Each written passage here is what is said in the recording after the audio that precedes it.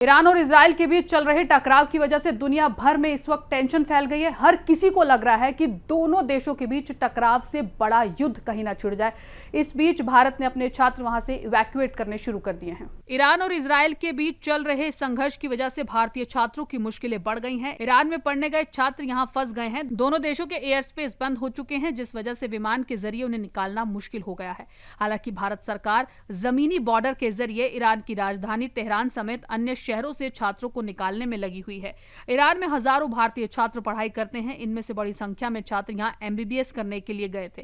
Iran और Israel के बीच चल रहे संघर्ष ने दुनिया को अब टेंशन में डाल दिया है।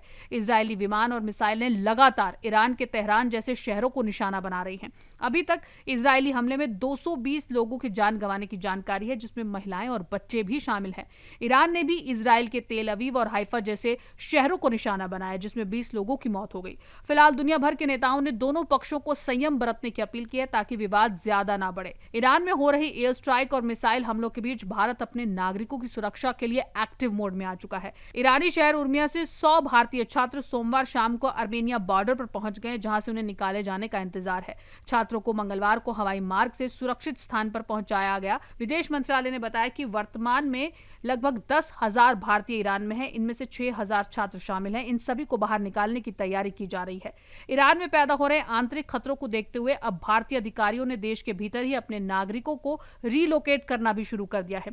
तेहरान से करीब 600 छात्रों को कोम शहर में भेजा गया। शिराज और इस्फहान में अन्य छात्रों को यज्ञ में भेजा गया। भारतीय विदेश मंत्रालय की तरफ से जारी किए गए ताजा बयान में कहा गया कि तेहरान में भारतीय दूतावास द्वारा व्यवस्था की गई है।